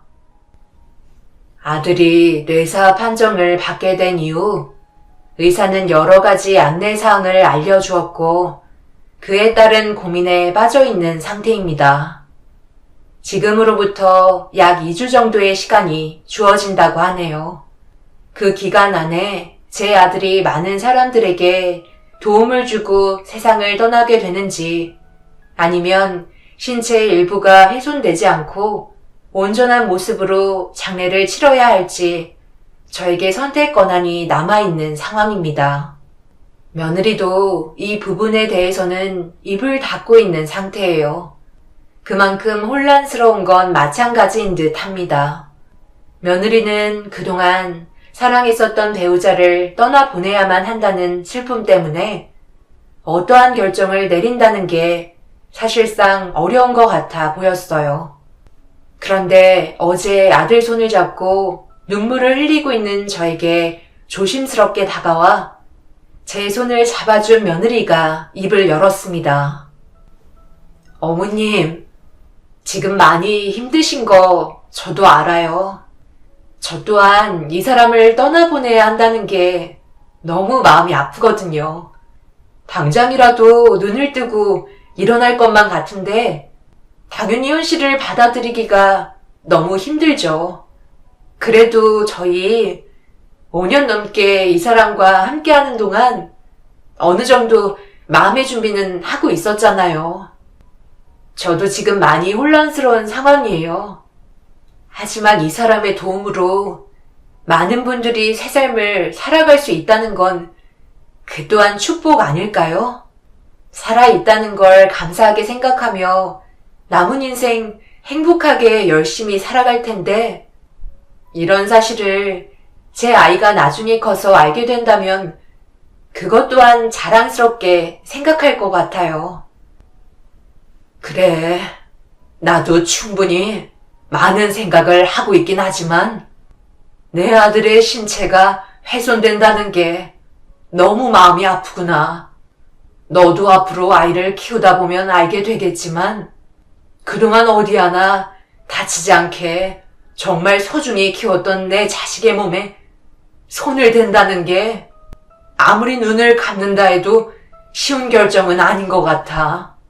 그래서 쉽게 기증하겠다는 말이 나오지 않는 거야. 분명 내 머리는 좋은 일이라고 하지만 마음은 또 그렇지가 못하네. 온전한 몸으로 떠나보내고 싶은 마음도 있는데 그렇다고 내 아들의 도움을 간절히 바라고 있는 분들에게 등을 돌리자니 그것 또한 사람의 도리가 아닌 것 같다. 어떤 선택을 해야 옳은 건지 너무 괴롭고 혼란스럽구나. 시간은 점점 지나가는데 결정을 내리지 못하고 있으니 정신적으로 너무 힘들다. 어떤 선택을 해야 옳은 건지 너무 혼란스러운 상황입니다. 그래서 많은 분들의 의견을 들어보고자 이렇게 사연을 신청하게 된 거고 저희 가족의 삶을 여러분들께 알려드렸습니다. 앞으로 제가 결정할 수 있는 시간은 일주일 남았어요. 그 안에 결정 지어야 하는데 막상 아들의 얼굴을 보게 되면 제 입이 떨어지지가 않아요. 자식 가진 부모라면 제 입장 충분히 이해하실 수 있다 생각합니다. 어떠한 선택을 하던 제가 내리겠지만 그래도 좀 더 후회 없는 결정을 하고 싶어 이렇게 시간을 내어 여러분들께 도움을 청해봅니다. 그동안 정말 많은 일들이 있었고 새롭게 태어난 손자가 자라는 모습을 보며 행복하게 남은 인생 살 날만 남았지만 제 눈앞에 아들을 떠나보내야 한다는 게 마음이 좋지 않네요. 이제 일주일 후면 또 다른 인생을 살아가고 있겠죠. 그 전에 후회 없는 결정 내리고 싶습니다. 제 사연 들어주신 분들 언제나 행복만 가득하시고 항상 가족분들과 좋은 시간 많이 만드시길 바랍니다. 눈앞에 보일 때는 당연하게 생각하고 무뎌진 상태라 가족의 소중함을 모를 때가 많지만 막상 저도 이런 상황을 겪게 되니 과거에 후회하는 일들만 생각나는 게 너무 마음이 아프네요. 돌아오지 않는 순간을 후회 없이 살아가시길 바라며 여러분들의 댓글 기다리도록 하겠습니다. 감사합니다. 안녕하세요. 저는 40대 초반 여자입니다. 저는 오늘 이 자리에서 제 인생에 많은 변화를 준 한 여자에 대해 이야기를 좀 해볼까 합니다. 멀리에서 처음 그 여자를 봤을 때 이미 남편은 더 이상 제 남자가 아니라는 것을 느끼게 되었고 그동안 힘들게 쌓아왔던 남편과의 삶을 정리해야겠다는 결심을 할 수밖에 없었네요. 저보다 모든 게 우월했던 그 여자를 이겨내기에는 어려울 거라 판단했었죠. 온몸에 그녀의 흔적을 묻히고 집으로 들어온 남편에게 솔직하게 물어봤어요. 저와 살 건지 그 여자를 따라갈 건지 결정하라고 얘기하자 남편은 한참 동안 아무 말도 하지 않더니 자기 아들인 젖먹이를 업고 있는 저를 바라보며 미안하다는 한마디를 하더군요. 어느 정도 예상은 했었지만 저와 갓 태어난 자기 아들을 보면서도 등을 돌리는 모습을 보게 되니 저도 모르게 눈물이 흘렀습니다. 저도 사람인지라 힘들게 이끌어온 가정이 외간 여자 하나 때문에 무너지는 걸 보고 싶지 않았어요. 남편 몰래 핸드폰을 뒤져 그녀의 전화번호를 찾아냈고 저희는 그렇게 직접 얼굴을 대면하게 되었네요. 상당히 당돌해 보이는 그녀에게 제가 건넨 첫마디는 더 이상 진행하지 말고 멈춰달라고 부탁을 하게 되었죠.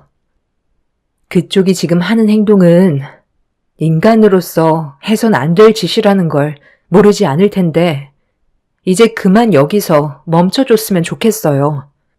돈이 아무리 좋다 해도 남의 가정까지 깨버리는 건 너무하잖아요. 그 사람의 실수 제가 받아들이고 감수하면서 살 테니까 이제 그만 멈춰주세요. 세상에 좋은 남자 많은데 왜 하필 가정 있는 사람을 건드리는 거죠? 능력 좋은 남자들 그쪽 주위에는 널렸을 것 같은데 제 등에 업고 있는 아이 보이시죠? 태어난 지 얼마 되지도 않은 젖먹이인데 얘가 무슨 잘못이 있겠어요. 아빠 없는 아이로 만들어주고 싶지 않아요. 저만 아프면 되지 아이까지 상처받는 건 원하지 않는다고요. 그러니까 더 이상 진행하지 말고 여기에서 멈춰줬으면 좋겠네요. 그쪽이 원하는 걸 해드릴 테니 좋게 해결해 주셨으면 좋겠어요. 돈이 필요하시면 제 능력선에서 드릴게요. 그렇게 얘기하시면 제가 돈 받고 떨어질 거라 생각하시는 거예요? 남편 간수도 제대로 하지 못한 한심한 종자가 이제 와서 수습하면 달라질 것 같아? 나를 어떻게 보고 지금 돈으로 막으려 드는 거죠? 젖먹이 업고 오면 내가 그쪽한테 조금의 동정이라도 느낄 줄 알았나 봐. 그쪽이 아무리 발버둥 쳐봤자 지금의 우리 관계는 막을 수 없다는 거 잘 알 텐데. 그냥 현실을 받아들이고 물러서는 게 모두에게 좋지 않겠어요? 괜히 힘 빼지 말고 각자 갈 길 가자고요. 어차피 그쪽은 그 사람이랑 잠깐 놀다가 또 다른 남자 만날 거잖아요. 그럴 거면 여기에서 멈춰달라는 거예요. 제가 이렇게까지 그쪽한테 매달리고 있는데 한 번만 다시 생각해주면 안 되는 거예요? 그쪽 피해 보는 일 없게 할 테니까 여기서 제발 멈춰달라고요. 사람 하나 살린다 치고 충분히 넘어갈 수 있잖아요. 귀머거리도 아니고 제 말을 왜 이렇게 못 알아들으세요? 서로 좋아서 만나는 건데 남의 사정까지 봐줘야 하는 거예요? 그 사람이 왜 저한테 넘어왔는지 이제야 알 것 같네요. 말이 통하지 않을 만큼 앞뒤가 꽉 막혀 있는데 그 사람도 얼마나 속이 터지겠어요? 그냥 구차하게 이러지 말고 서로 각자 갈 길 가자고요. 상간녀는 돈보다 저희 남편을 더 원하고 있었어요. 저한테 받는 돈보다 남편에게 얻는 것들이 더 많다고 판단했는지 자리에서 일어나 매달리는 저를 뿌리쳤습니다. 결국 아무것도 얻지 못한 채 집으로 돌아와 한참 동안 눈물을 흘리다 보니 제 마음속에 저는 점점 분노로 가득 채워지게 되었고 남편이 퇴근하고 집에 들어오자마자 집안의 온갖 물건들을 전부 다 집어 던지면서 난리를 치고 말았네요.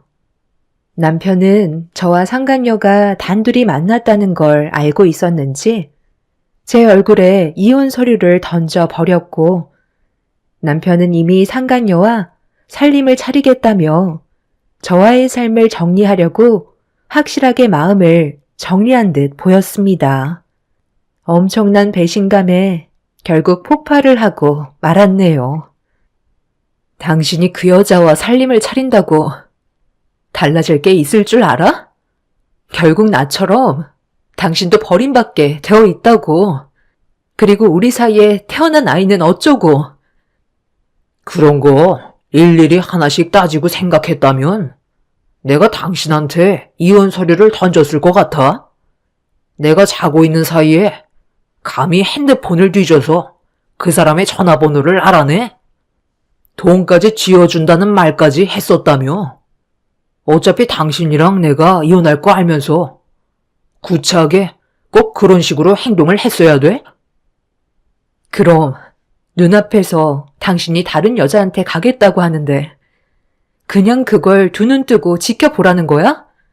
우리 둘이 법적으로 부부이고 아이까지 생겼는데 그냥 떠나가게 내버려 두면 되는 거냐고. 내 마음은 이미 전부 너덜거려져 있었고 그 여자 앞에서 당신을 놔달라고 애원까지 했었어. 왜 그렇게 했는데? 우리 사이에 아이가 있으니까 그래도 힘들게 꾸린 가정 무너뜨리고 싶지 않아서 발버둥 친 것뿐이라고. 아이만 없었어도 당신이랑 바로 이혼 결정했겠지. 결국 예고 없이 남편의 품에 안겨버린 한 여자 때문에 제 인생은 송두리째 무너지고 말았습니다. 남편과 저는 그렇게 이혼을 준비하게 되었고 이런 사실을 알게 된 양가 집안에선 난리가 나고 말았죠. 저희 부모님께선 남편을 집으로 불러들였고 왜 이렇게까지 해야 되는 건지 진지하게 물어보셨네요.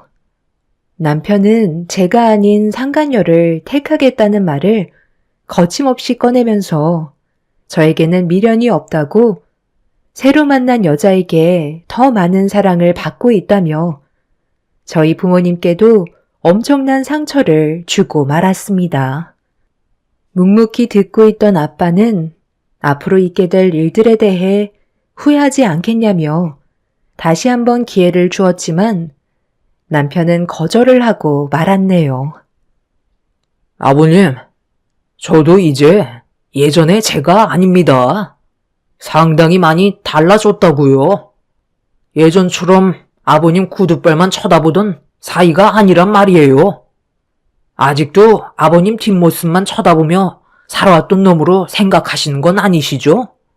저도 이제는 꽤 번듯한 사업체의 대표로 자리를 잡았고 더는 아버님 도움 같은 건 필요가 없는데요. 보잘것없는 사원 나부랭이 내 딸이 좋다고 해서 받아줬더니만 결국 이런 거였냐? 미련한 놈. 앞으로 더 큰 일을 할 수 있는 자리를 만들어줄 수 있는 건데 고작 구멍가게 정도의 회사 대표가 됐다고 배가 불러서 다른 여자한테 눈길을 돌려? 네가 이래서 성공을 못하는 거야. 앞으로 무슨 일을 하던 내 딸 눈에 피눈물이 흐른 만큼 너에게는 그에 따른 많은 대가가 기다리고 있을 거다. 내가 얘기했지? 내 딸 눈에 눈물이 흐르는 순간 네 인생은 끝나는 거라고. 아버님 따님의 인생은 끝났을지 모르겠지만 제 인생은 이제 막 시작인걸요. 사원 나부랭이었을 땐 아버님이 쳐다볼 수 없을 정도로 높아 보였는데 지금은 아버님이 한도 끝도 없이 작아 보이는데요. 무엇을 하시던 저는 무너지지 않을 테고 지금의 회사를 보란 듯이 확장시켜서 잘 사는 모습 보여드리겠습니다. 솔직히 그때는 지푸라기라도 잡는 심정으로 저 사람의 마음을 뺏어서 나도 부를 얻어보고자 노력했었지만 저 사람이 제 소유가 되고 그에 따른 부가 자연스럽게 뒤따라오게 되니 눈도 자연스럽게 돌아가더라고요. 돈이 많아지니까 다른 여자들이 계속 눈에 들어오는 걸 어쩌겠어요? 그동안 정말 감사했습니다. 돈을 어떻게 버는지 많이 배웠고 그동안 쌓인 노하우로 아버님이 소유하고 계신 회사 제가 언젠간 집어삼켜 드리죠. 할 말 다 끝나신 것 같으신데 먼저 일어나겠습니다. 권서방, 꼭 이렇게까지 해야 되겠나? 우리는 그동안 자네를 진심으로 친아들처럼 생각하면서 받아줬는데 어떻게 한순간에 배신을 할 수가 있는 거야? 인생살이 물 흘러가는 대로 살아가면 되는 거지. 너무 심각하게 생각하지 마시고 어머님도 현실을 받아들이세요. 불같은 아버님 옆에 계시지 말고 더 좋은 남자 만나시는 게 어때요? 세상에 널린 게 남자인데 한평생 한 남자만 바라보며 살아간다는 건 너무 미련하다고 생각되지 않아요? 인생은 순식간에 지나갑니다. 남편은 자리에서 일어나 저에게 눈길조차 주지 않고 돌아가 버렸어요.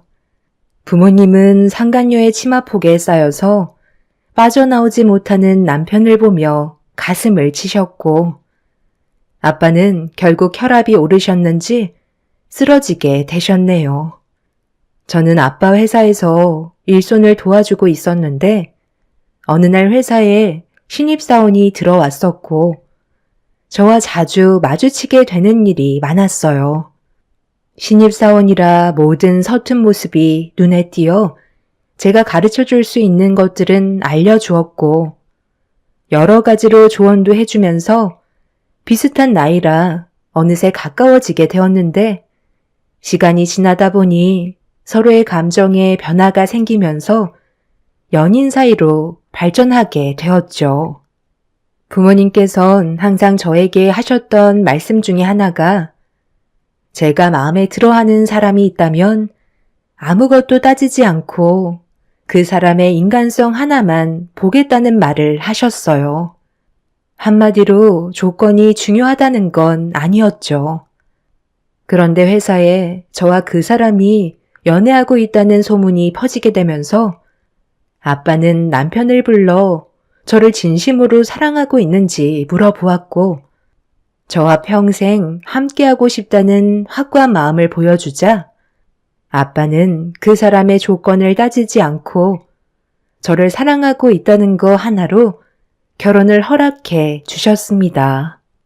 그렇게 그 사람이 저희 집안 식구가 되면서 아빠는 그동안 회사를 이끌어오면서 쌓아왔던 노하우들과 여러 가지 많은 방법들을 알려주며 남편의 위치를 상당히 많이 끌어올렸어요.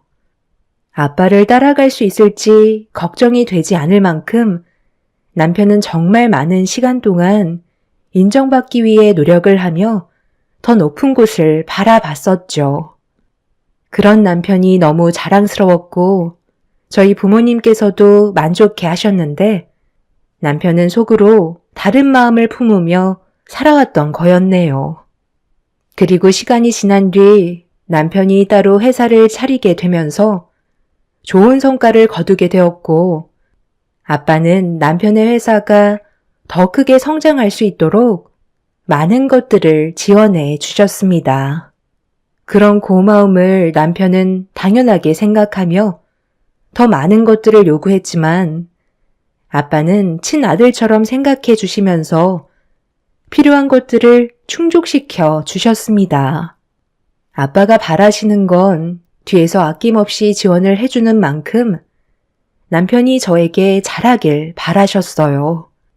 처음에는 제가 많은 사랑을 받고 있다는 걸 느낄 수 있을 만큼 정말 잘했었는데 완벽하게 자리를 잡고 아빠의 도움 없이도 회사가 커가기 시작하자 남편은 점점 본성을 드러내 보이기 시작했던 거였죠.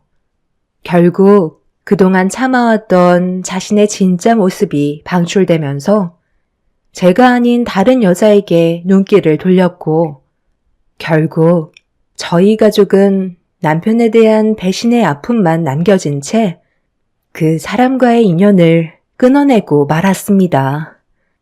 돈을 버는 만큼 저와 이혼을 할 때 위자료는 그 사람에게 아무것도 아니었어요. 신입사원이었을 땐 지갑에서 돈 꺼내는 것조차 힘들어하던 사람이 돈이 많아지니 물 쓰듯이 흥청망청 쓰며 저와 이혼을 할 때도 그 정도는 껌값이라는 듯 원하는 조건을 들어주고 최대한 빨리 인연을 끊어내는 걸 더 크게 생각했었습니다. 그렇게 남편과 함께 했던 모든 순간들을 정리한 뒤 한동안 너무 힘들게 살아왔었지만 시간이 약이라고 제 마음의 상처는 점점 아물게 되었고 아이는 제 품에서 건강하게 커가고 있었네요. 아이를 보면 남편이 생각났지만 그래도 참을만은 했었어요. 그렇게 정신없이 살아가다 보니 어느새 5년이라는 시간이 흘렀고 더 이상 남편의 배신으로 인한 아픔은 남아있지 않았습니다. 저희 부모님께서도 현실에 더 충실했고 저와 제 아이에게 더욱더 많은 사랑을 주셨네요. 그렇게 잘 지내오던 어느 날 저에게 또다시 예상치 못한 일이 다가오고 말았습니다. 제 아이를 데려가려고 유치원에 도착해 차에서 내렸는데 제 아이가 어떤 남자와 대화를 주고받고 있더라고요. 저는 너무 놀라 뭐 하시는 거냐며 제 아이를 안아들며 처음 본 남자의 얼굴을 마주한 순간 엄청난 충격을 받고 말았네요. 5년간 한 번도 모습을 나타내지 않았던 전 남편이 제 아이와 대화를 나누고 있던 거였습니다. 사색이 된 얼굴로 전 남편을 경계하면서 화를 냈는데 제가 알고 있던 남편의 모습이 아니었어요. 초췌해진 얼굴과 제대로 씻지도 못한 모습으로 주변을 살피고 있는 모습에서 그 사람의 신변에 문제가 생겼다는 걸 알 수 있었죠. 지금 뭐 하자는 거야? 당신이 내 아이 앞에 나타날 자격이 있다고 생각해? 이제서 뭘 어쩌자는 건데? 꼴을 보니까 회사가 망하기라도 했나 봐. 모든 걸 다 잃게 되니까 제일 먼저 생각나는 사람이 당신이더라고. 그런데 차마 당신 앞에 나타날 수가 없었어. 그렇게 모질게 하고 떠났는데 무슨 낯짝으로 나타나겠어? 그동안 내 품에 안겨본 적 없던 우리 아이한테도 너무 미안하고 그래서 잠깐 얼굴이나 좀 보려고 왔었던 것뿐이야. 나는 그동안 아버님한테 모든 걸 다 배웠고 혼자 힘으로 내 회사를 일으켜 세울 줄 알았는데 아버님 없이 운영했던 회사는 빈 껍데기에 불과한 거였더라고. 처음에는 회사 운영이 너무 잘 돼서 앞으로 평생 걱정 없이 잘 살아갈 수 있을 거라 생각했었는데 그건 아주 잠깐 반짝였던 거였어. 경기의 흐름으로 인해 우리의 회사에도 위기가 찾아왔고 최대한 버티려 했었지만 결국 부도가 나고 말았네. 솔직히 아버님한테 전화해서 도와달라는 말을 하고 싶었지만 어차피 도와주실 것 같지도 않아. 내 손으로 해결해 보려고 했는데 새어나가는 돈은 아무리 메꿔도 메꿔지지가 않더라고. 결국 지금의 나는 빚에 쫓기고 있는 상황이고 언제 사채업자가 나를 찾아올지 몰라 하루하루 피 말리며 살아가고 있어. 5년 전에 당신한테 했던 몹쓸 짓들 정말 미안해. 이제서야 내 잘못을 알 것 같다. 떵떵거리며 잘 살아갈 거라던 남편은 5년 만에 회사가 부도나게 만들었고 막대한 빚에 쪼들려 도망자 신세가 되어버린 상태였어요. 모든 걸 잃게 되니 그제서야 진정한 가족이 무엇인지 깨달은 남편이 참 한심해 보였습니다. 저는 제 아이가 남편 때문에 안 좋은 영향을 받을까봐 더 이상은 찾아오지 말라며 아이를 안고 급하게 차에 올라타 더 이상의 관계를 만들지 않기 위해 급히 그 자리를 피해 버렸네요. 집으로 돌아와 부모님께 이 사실을 알리자 아빠는 어느 정도 예상을 하고 계셨는지 크게 놀라시지도 않으셨어요.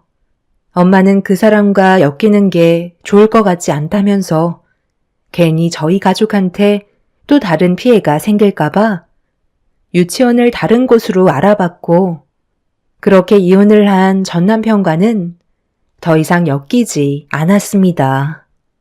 그런데 어느 날 회사에 볼 일이 있어 잠깐 찾아가게 되었는데 5년 전에 저희 가정을 파탄나게 만들었던 상간녀가 제 눈앞의 모습을 드러냈어요. 남편과는 반대로 상간녀는 예전보다 더 겉모습을 치장한 상태였고 누군가 회사에서 나오자 상간녀는 그 남자의 팔짱을 끼며 눈웃음을 치고 있었습니다. 그새 또 다른 남자가 생겼다는 걸 그 모습을 보면서 알게 되었는데 상간녀와 만나고 있던 그 남자는 충격적이게도 저희 아빠 밑에서 일을 하시는 운전기사였습니다. 괜히 저희 집에 또 다른 피해를 입게 될까봐 운전기사분께 전화를 한 뒤에 아빠가 찾고 계시다며 대충 둘러댄 뒤에 카페에 앉아 있는 상간녀에게 다가가 자리에 앉았습니다. 음료를 마시며 저희 운전기사를 기다리고 있던 상간녀는 제 얼굴을 보자마자 음료를 뿜었고 급하게 주위를 살피더니 뭐 하는 거냐고 얼굴을 붉히면서 저에게 화를 내며 언성을 높였습니다. 여기가 어디라고 찾아온 거야? 이번엔 누구 등에 빨대를 꽂으려고. 너 때문에 우리 가정 파탄 난 거 몰라? 그 사람이랑 평생 함께 할 것처럼 얘기하더니만. 그새 또 다른 남자가 생겼니? 그런데 둘이 나이 차이가 너무 많은 거 아니야? 내가 멀리에서 다 지켜보고 있었거든. 내가 이렇게까지 무너졌는데 그쪽 인생이 잘 될 수 있게 내가 두고 볼 것 같아? 둘이 아주 못 죽어서 안달날 정도로 붙어 있던데 그 사람이 부도나고 더 이상 빨아먹을 게 없으니까 내친 거니? 당연한 질문을 왜 물어봐? 내가 왜 그 사람을 선택했었는데 돈이 많아서 접근했던 거고 원하는 것만큼 얻었으니 빠진 것뿐인데 뭐가 잘못됐어? 나 정도의 미모면 원래 다 그렇게 하면서 살아. 대신 상대방은 즐거움을 얻었잖아? 그쪽한테 충족이 안 되는 걸 내가 대신 채워주고 그에 따른 돈을 받은 것뿐이라고. 솔직히 그 사람이랑 결혼까지 생각하고 있었거든? 그런데 너무 빨리 무너지는 바람에 나도 솔직히 당황스럽더라고. 하기야 돈을 흥청망청 쓸 때부터 뭔가 불안하다 싶었는데 결과적으로 엄청난 빚에 쪼들려서 나까지 피해가 올 것 같아 급하게 그 사람이랑 인연 끊어버렸지. 나한테 글쎄, 돈을 빌려달라더라고. 내가 정신 나갔다고. 그 사람한테 왜 돈을 빌려줘야 돼? 자기가 선택한 인생 말아먹었는데 남까지 피해를 주려 하는데 같이 있을 필요 없잖아. 아마 지금도 나를 찾고 있을지도 모르지. 나는 이미 그 전에 다른 사람 물색했고 꽤 능력 있는 좋은 남자를 만났거든. 이번에는 나도 진지하게 만나볼 생각이야. 벌써 결혼하자는 말이 나왔거든. 대기업 임원 정도면 고개 빳빳이 들고 대우받으면서 살아갈 수 있잖아. 그 사람 올 시간 된 것 같은데 더 볼 일 없으면 일어나지. 내가 그동안 많은 사람들 등골 빨아서 모아준 돈을 그 사람한테 투자했거든. 대기업 임원 정도 얻는데 생각보다 조건이 너무 까다로워서 맞춰주는데 힘들었지만 그래도 앞으로 그 이상 돈 쓸 생각하면 3억쯤이야 아무것도 아니지. 계속 앉아있을 건 아니지? 곧 그 사람 오기로 했는데 계속 신경 쓰이게 할 거야? 상간녀는 저희 아빠 운전기사를 대기업 임원으로 생각하고 있었습니다. 아무것도 모르는 상태에서 김칫국부터 마신 상간녀가 참 멍청해 보였네요. 상간녀는 제가 자리에서 빨리 일어나길 원했고 저는 그녀가 잘 되는 모습을 보고 싶지 않았기 때문에 아무 말도 하지 않은 채 자리에서 일어나 카페에서 빠져나와 회사로 들어갔네요. 회사에서 급하게 걸어 나온 운전기사분은 저에게 인사를 건넨 뒤 상간녀를 만나러 급하게 달려가길래 그분을 불러 세웠습니다. 아까 어떤 여자분이랑 같이 걸어가시던데 꽤 가까운 사이인가 봐요. 저희 아빠가 혹시 회사 앞에서 연애하시는 사실 알고 계시나요? 아, 그게 저도 나이가 있다 보니 결혼도 해야 될 것 같고 너무 마음이 급해서 얼굴 보러 온다는 거 잠깐은 괜찮을 것 같아서 오라고 했거든요. 저도 이제 총각딱지 떼고 싶은데 한 번만 눈 감아주시면 안 될까요? 저에겐 이번이 둘도 없는 기회라서요. 언제 그런 여자 만나보겠어요. 제발 부탁드릴게요. 대표님께는 비밀로 해주세요. 결혼하려고 벌써 양가 집안 인사까지 전부 끝낸 상태입니다. 저에게는 두 번 다시 없을 정말 중요한 기회라고요. 아까 보니까 저희 아빠 차에 그 여자분을 태우고 바로 앞에 있는 카페까지 태워주시던데 그것도 저희 아빠는 모르고 계시겠죠? 다른 사람이 아빠 차에 타는 거 상당히 싫어하시던데 박 기사님, 여태까지 저희 아빠가 일이 없으실 때 회사 차를 가지고 이용하셨던 거예요? 솔직하게 말씀해 주셔야 할 것 같은데요? 아유, 뭣도 없는 제가 언제 여자를 만나보겠어요. 그런데 저한테 접근한 여자를 붙잡으려고 살짝 거짓말을 쳤어요. 대기업 임원이라고 속였는데 그만한 재력이 있어 보여야 하잖아요. 그래서 지금 저희 집안에서 상당히 무리하고 있긴 한데 일단 결혼만 하면 다 해결될 것 같아서 당분간 대표님 차를 제 것처럼 몰고 다녔던 거예요. 기분 나쁘시겠지만 저 한 번만 살려주시면 안 될까요? 제 인생의 마지막 여자를 놓치고 싶지 않아요. 그 여자 임신까지 했다고요. 상간녀에게 듣지 못했던 임신이라는 말이 나오는 순간 저는 입을 다물지 못했습니다. 운전기사는 상간녀를 얻기 위해 대기업 임원이라고 속인 채 그동안 저희 아빠 차를 이용해서 상간녀를 속이고 있었네요. 저는 더 이상 해줄 말이 없을 것 같아 마음대로 하시라는 말을 끝으로 회사로 들어왔네요. 운전기사분은 상간녀를 진심으로 사랑하고 있었는지 놓치고 싶지 않아 최대한 좋은 모습을 보여주려 노력하고 있었죠. 결국 제가 한 침묵은 끝내 운전기사분과 상간녀와의 결혼까지 이어지게 되었고, 저는 두 사람의 행복을 빌어주기 위해 결혼식을 참석하게 되었네요.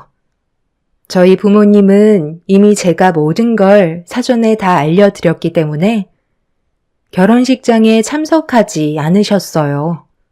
운전기사분이 아빠의 차를 타고 대기업 임원이라며 거짓말 친 것 자체가 용서받을 수 없는 일이었죠. 저는 그렇게 멀리에서 운전기사분과 상간녀의 결혼식이 진행되는 걸 지켜본 뒤에 기념사진을 찍기 위해 하객을 부를 때 그녀의 앞에 다가갔네요. 환했던 얼굴을 하고 있던 상간녀는 저를 보자마자 사색이 되었고 당황해하는 눈빛을 보이길래 가까이 다가가 귓속말로 결혼 축하한다는 한마디를 한 뒤에 기념식 사진을 함께 찍었습니다. 그녀는 끝내 표정 관리를 하지 못한 채 저를 데리고 신부 대기실로 들어갔어요. 그리곤 저를 보며 화를 내면서 남의 결혼식 망치려고 왔냐고 제 뺨에 손을 올려 붙이길래 저도 짙은 화장을 한 그녀의 얼굴에 사정없이 수차례 뺨을 올려 붙인 뒤 상간녀에게 한마디 하게 되었네요. 내 인생을 송두리째 망쳐놓은 네가 제대로 된 결혼식을 할 수 있을 거라 생각했어? 너도 똑같이 한번 당해봐야 하지 않겠냐고. 내가 이날만 얼마나 기다렸는데? 당신이 지금 여기서 뭐 하는 거야? 나랑 결혼하겠다고 해놓고서 여기서 뭐 하는 거냐고? 당신 지금 나랑 바람 피운 것도 모자라. 다른 남자를 그새 또 만난 거야? 이게 무슨 말이야? 당신 나한테 말 안 하고 속인 거 있어? 저 남자 누구냐고? 왜 저 사람이 당신이랑 결혼을 약속했다는 말을 하는 건데? 아, 이번에 새로 들어오신 운전기사분이시라 저를 모르실 수도 있겠네요. 제가 저 사람과 이중살림을 차렸었는데 이 여자가 저를 홀려버리게 만들어서 간이며 쓸개며 다 빼줬었거든요. 그래서 결국 이혼을 선택했는데 제가 사업이 망하자 저를 버리고 잠적을 했더라고요.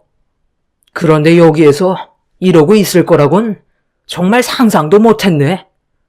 네가 나를 버리고 새 살림을 차릴 수 있을 거라 생각했어? 내가 두 눈 뜨고 그 꼴을 볼 것 같냐고? 당장 이리 와. 너는 나랑 살아야지. 잠깐만. 지금 뭐라고 그랬어? 운전기사? 당신 대기업 임원이라며. 왜 저 사람 집안에 운전기사라는 말이 나오는 건데? 설마 날 속인 거야? 먼저 속인 거 당신이지. 나한테는 내가 첫사랑이라며. 그런데 이런 충격적인 과거를 숨기고 있었던 거야? 내가 지금 대표님 따님의 상간녀를 만나고 있었던 거잖아. 그게 중요해? 네가 대기업 임원이라는 말만 안 했어도 내 모든 걸 주지 않았다고. 뱃속에 있는 내 아이는 어쩌라는 거야? 이 망할 놈아. 상간녀 주제에 어디서 큰 소리야? 뱃속에 있는 아이가 누구 아이인지 내가 어떻게 알아? 이 결혼 취소고 우리가 받은 피해 전부 토해내야 할 거야. 상간녀는 그 자리에 털썩 주저앉아 눈물을 쏟아내며 자기 인생 책임지라고 난리를 치고 있었어요. 그리고 저는 운전기사분께 아빠가 전달해달라는 말을 전해 주었네요. 더 이상 아빠의 운전기사 역할을 해줄 필요 없다는 말을 끝으로 아수라장이 된 결혼식장에서 걸어 나왔습니다. 아무 말 없이 뒤따라 나온 전 남편은 저에게 그동안 미안했다는 말 한마디 한 뒤에 그대로 자기 갈 길을 찾아갔어요. 전 남편이 저희 가족에게 그동안 했던 행동들에 대해 용서를 받을 수 있는 방법이 하나 있다며 상간녀의 결혼식을 망쳐달라는 말을 전했었습니다. 자기가 벌인 일인 만큼 받아들이겠다며 그 사람은 결혼식장에 나타나 상간녀의 결혼식을 무너뜨려 주었죠.